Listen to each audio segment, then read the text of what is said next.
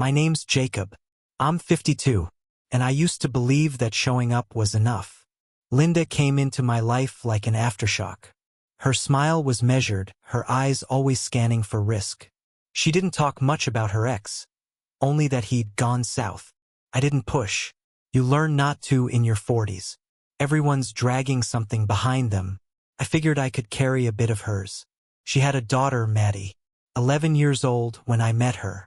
Freckles, loud music, and a look that could cut drywall. She was polite at first, the way kids are when they're unsure if you're going to stick around. I didn't try to win her over. I didn't bring flowers or stuffed animals or pretend to like the glitter shows she binge-watched. I just stayed.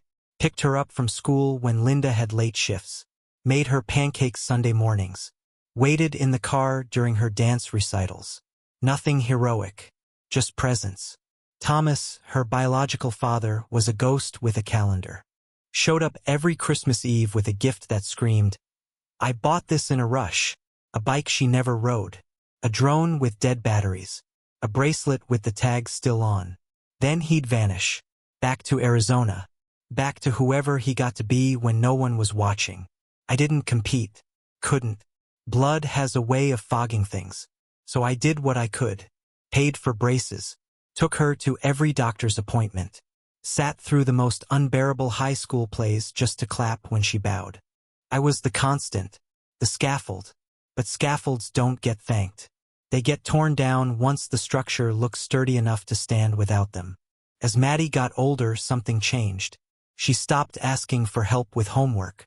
Stopped saying goodnight. Her eyes, once at least curious, started to look past me like I wasn't there.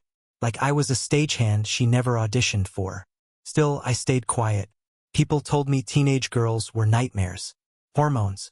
Identity crises. "She'll come around," Linda would say, brushing it off with a tired smile. "She's just trying to find herself." But in that search, she made it clear there was no room for me. Every boundary I tried to set was met with barbed wire. "Be home by 8. Why do you care? You're not even my real dad. Clean up your mess in the kitchen. Don't talk to me like that. You're just mom's husband." The words didn't come as screams. They weren't tantrums. That would have been easier. These were quiet jabs. Intentional. Practiced. Precise. They came from a place of permission, the kind of permission that only silence from above can grant. Because Linda never stepped in. Not once. I'd hear the insults from across the house, then wait, hope, for her voice to follow. For some defense. Some correction. Anything. But nothing ever came. Just dishes clinking. The TV flicking louder. Her back turned. I used to think maybe she didn't hear. But then came that night. The one I still see when I close my eyes. Sunday evening. I remember because I'd spent most of the day replacing the kitchen faucet Maddie broke when she decided to experiment with pressure. No apology. No acknowledgement. Just a mess left behind and a half-hearted shrug. I fixed it anyway. As always, dinner was roast chicken. Maddie's favorite. I made it. She had been pressing all week to go on a weekend trip with her friends. Some retreat upstate. I asked who was chaperoning. She rolled her eyes. I asked who was driving. She scoffed. I asked how much it cost. She smirked. "Only 200. You can afford that, right?" I said no. Not harsh. Not angry. Just no. We'd already covered new clothes, a class trip, and her Netflix, Hulu, and Spotify accounts this month. I was tired of handing out money like it grew on apology trees. She looked at me, didn't flinch, didn't argue, just smiled, then said, flatly, "Relax. Mom can always find someone better." And then she went back to her mashed potatoes. It wasn't loud. It didn't need to be. It was surgical. But the real wound didn't come from her mouth. Came when I turned to Linda, and she kept eating. Didn't blink.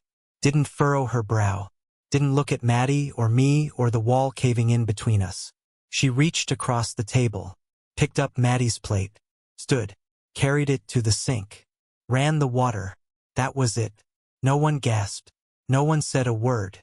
Just the clatter of cutlery and the hum of the faucet. I sat there, staring at the empty chair across from me. The steam from the chicken still rising. My hands curled around the edges of the table. I wasn't a father. I wasn't a partner. I wasn't even a man at that table. I was a salary. A body with a wallet and a car and working knees. That silence wasn't a passive moment. It was a decision. And in that decision, I found mine. After they went to bed, I sat at my desk. The house was quiet. That hateful kind of quiet that feels like judgment. I opened my laptop, fingers shaking just enough to make the keys click louder than usual. I started with the bank. Froze the joint account. No warning. No explanation. Next, I logged into Maddie's gym profile. Canceled her membership. Immediate effect. College fund? That was in my name. Always had been. Closed it. Transferred what was mine back to my savings. Medical insurance? Linda was removed. No more coverage. Phone bill? Switched to a single line. Just me. I stared at the lease agreement for the house for a long time. That took more thought. We'd lived there 7 years. Every chipped corner, every squeaky step, every wine stain in the carpet mine. But it wasn't home anymore. It was a mausoleum. So I searched. Quietly, efficiently. Found a one-bedroom in the north end. Brick walls. Thick doors. No shared spaces. No shared anything. I signed the lease. Paid the deposit. Set the move-in date for the following week. I didn't pack that night. I didn't need to. My mind had already moved out. All that remained was the formality of presence. The next morning I made breakfast. Eggs, toast, black coffee. Linda walked in, rubbing her eyes, said nothing. Maddie passed through the kitchen like I wasn't there, grabbed a granola bar, and left. I looked at them both, really looked, and realized they had already moved on. All I was doing now was catching up. Linda asked me if I was okay. I nodded, kissed her on the cheek, walked out the door. But I didn't go to work. I drove to my new place, picked up the keys, stood in the empty living room and let the silence wash over me. Not the silence of being ignored, but the silence of being free. And in that silence, I heard a new voice, my own. I left on a Thursday, not in a storm of slammed doors or suitcase theatrics. No shouting, no scenes, just quiet movement. I took what was mine, clothes, tools, the documents I knew they'd never touch but still belonged to me. Left the furniture, the photos on the wall, the life I paid for but never actually lived. Dropped my house keys on the counter before sunrise. Took one last look around the kitchen, the crooked light fixture I installed myself, the scuffed cabinet where Maddie once kicked a tantrum into the wood. All of it felt smaller, like a stage I'd outgrown. Then I walked out. The drive to the new place felt like a breath held too long. My chest tight, hands clenching the wheel harder than needed. I didn't cry. I didn't second guess. I just focused on the road ahead. A straight, clean line where no one could talk down to me from the passenger seat. I moved in before the first texts came. First, they were quiet, curious. Linda, did you head in early today? Forgot to ask. Can you grab almond milk? Maddie's card isn't working for the gym.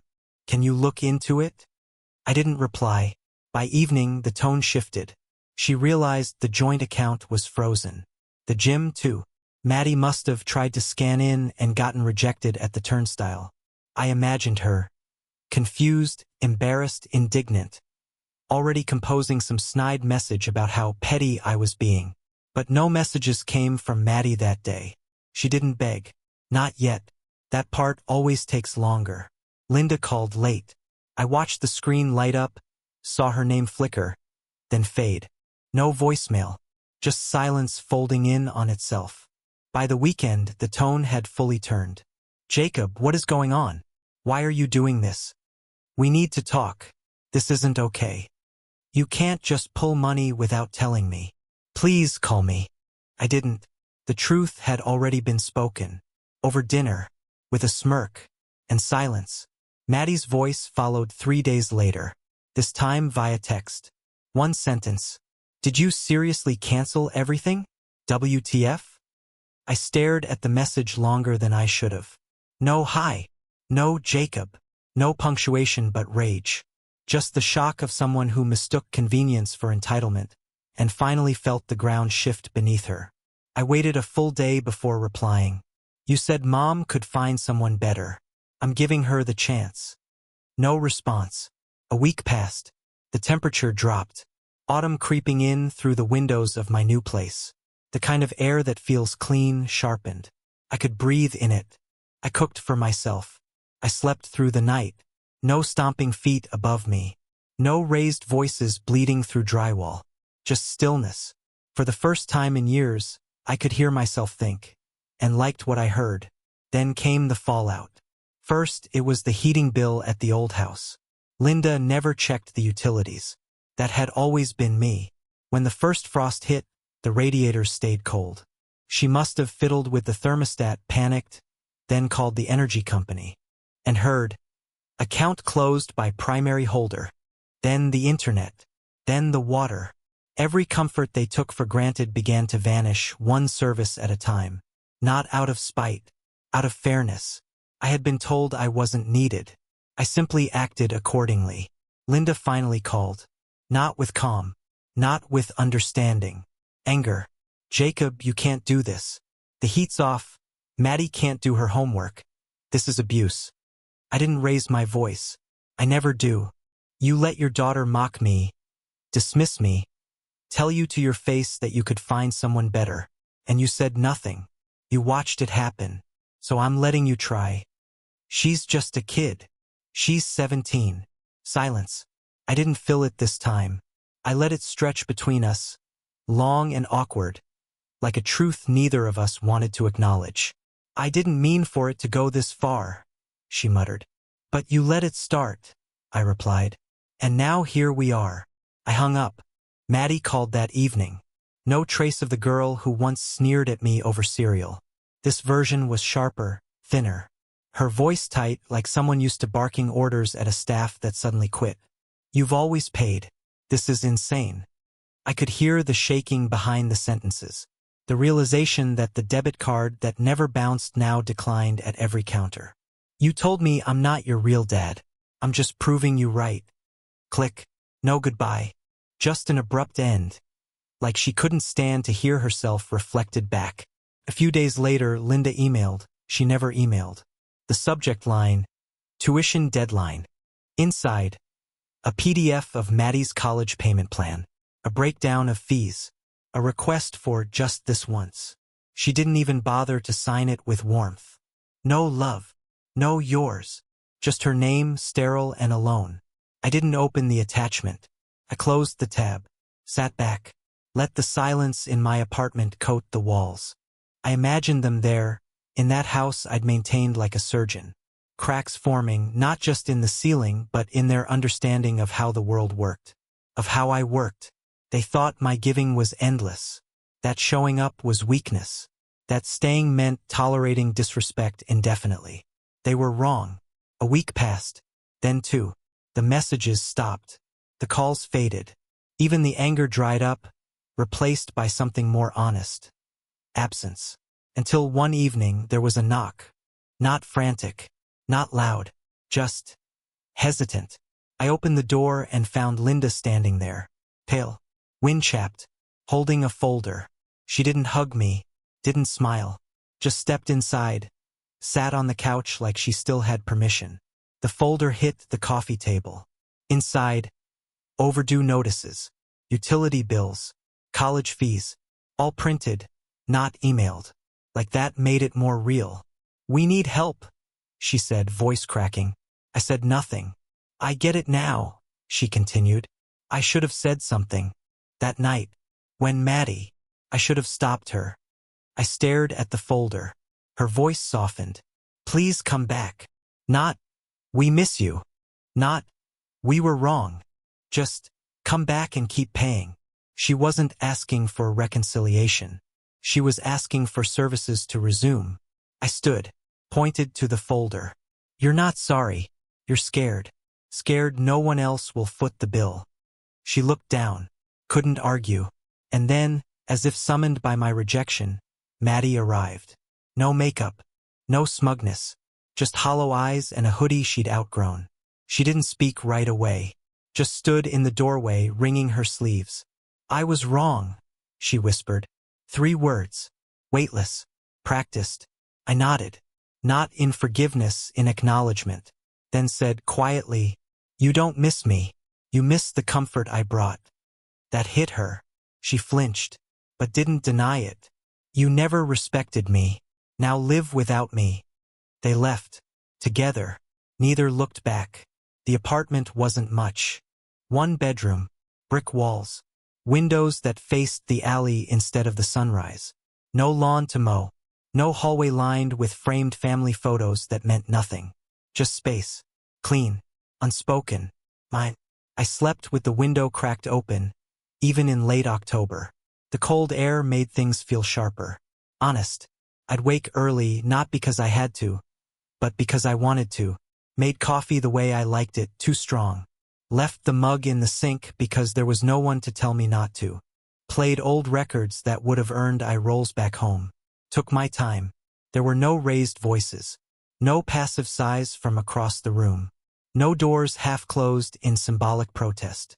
No sulking teenage shadows pretending I didn't exist. Just quiet.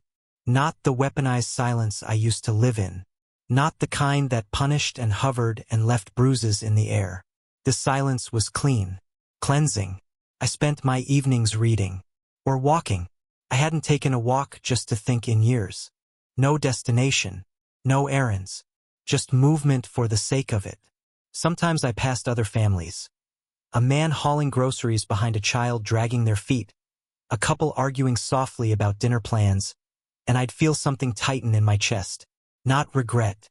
Something colder. Something like disbelief. I had been that man once. The one juggling bags and expectations. Bending under the weight of roles I was never allowed to claim out loud. And now I just watched. A few weeks passed. Linda didn't call again. Not for a while. I expected her to. I waited, in some bitter corner of my mind, for the explosion, the tears, the righteous fury. But it didn't come. Instead, the silence extended. Awkward. Hollow. The kind of silence that doesn't fall, it grows. Until one day it broke. I was at work when the message came in. A photo, low resolution, badly lit. Maddie, sitting in a dorm hallway, surrounded by boxes. Her caption read, "Guess who's commuting now?" No apology. No acknowledgement of why. Just sarcasm, recycled as pride. I didn't respond. An hour later, Linda followed up. She had to give up the dorm. We couldn't keep up with the payments. I stared at the message, my hands still on the keyboard, the blinking cursor waiting for a response I never gave. That weekend, I saw them, by accident, a grocery store across town. I was in line, holding coffee and soap and silence. Then I heard Maddie's voice before I saw her. Flat, frustrated, muffled behind a scarf. They were 2 lanes over. She was arguing about prices, about needing a different shampoo. Linda looked exhausted, hair undone, eyes shadowed. She didn't argue back. I didn't say anything, just watched. They didn't see me, but what struck me most was the bag. Linda was holding one of my old canvas grocery bags, the one we got for free at a fundraiser years ago. The stitching at the bottom had started to come undone, and I had mended it myself, needle and thread in hand, while Maddie laughed about how old man domestic I looked. Now she carried it like a lifeline. I left the store without checking out. Left the items on the conveyor. Sat in my car with the engine off. Let the cold seep in. They were unraveling. Not in some dramatic collapse, but in the quieter ways that mattered more. The slipping grades. The unpaid bills. The bags beneath the eyes. The weight of reality pressing in. They were learning, slowly, bitterly, what I had done for them. Not the obvious things. Not the Christmas lights or dance recital tickets. The invisible things. The bills that never made it to the fridge because they were already paid. The background noise of stability that came from me, always me, never noticed, never thanked. And now that hum was gone. I got home that night and lit a candle. Not out of ritual. Just to watch something burn slowly. I sat at the kitchen table and let the flame flicker against the wall. That's when the knock came. Soft, hesitant. I opened the door and found Linda there. No makeup, no earrings, just a long coat and a folder in her hands. She looked at the apartment like it was a stranger. She didn't ask to come in. I didn't invite her. We stood in the doorway like two exiles from different wars. She handed me the folder. Inside, overdue notices. Again, tuition reminders, utility threats. A printout of Maddie's reduced class schedule, circled in red. 3 classes. No dorm. No meal plan. She's falling apart, Linda said, voice thin.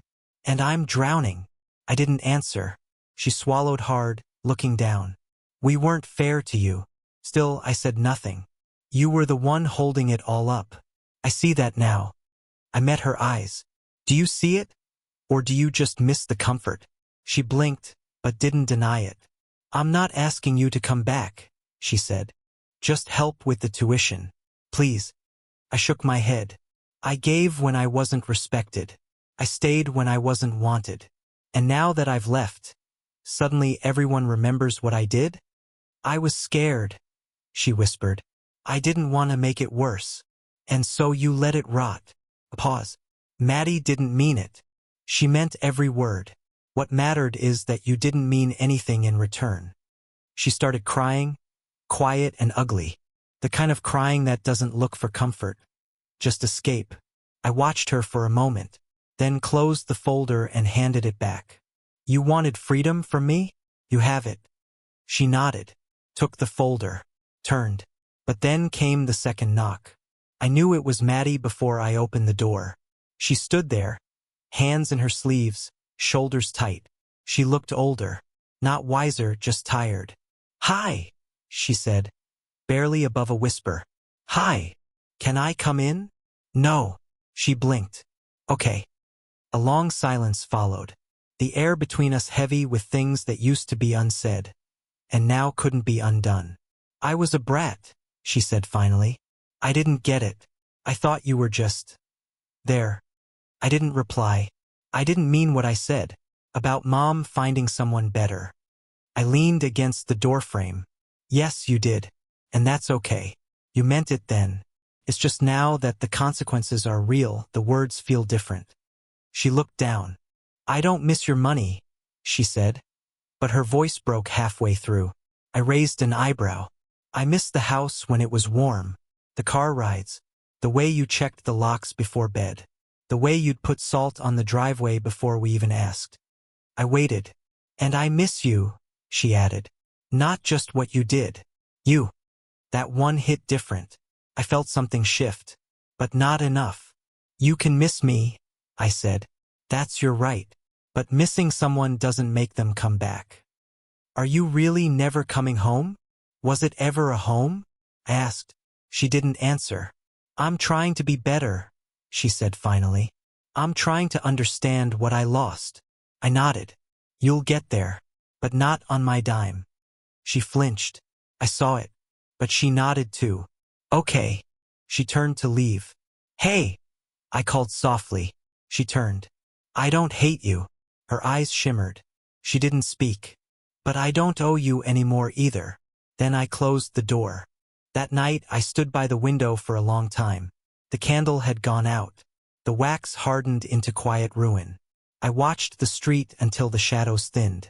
And I knew finally that I didn't need to be needed. I just needed to be free. 6 months.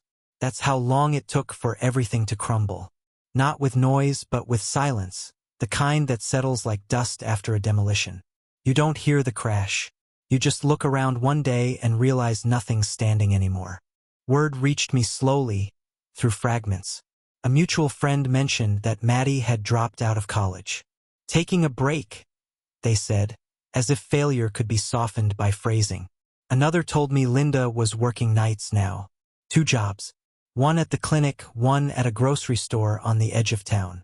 The same woman who once dismissed my overtime as obsession now living in the schedule I used to survive. I didn't gloat. I didn't feel pride. Just a stillness that wasn't peace, but clarity. I used to believe that sacrifice guaranteed love. That if you gave enough, endured enough, paid enough, people would see you as irreplaceable. But I was wrong. They only see what remains when you stop. That's when the truth shows its face. The house sold fast. She texted me about it. Not to inform me, but to spite me. We're moving. The house feels empty anyway. I didn't reply. She didn't need to know that I already knew. The mortgage had been in my name.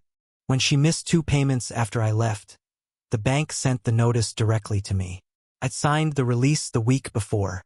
The equity barely covered what she owed. She walked away with nothing but bitterness.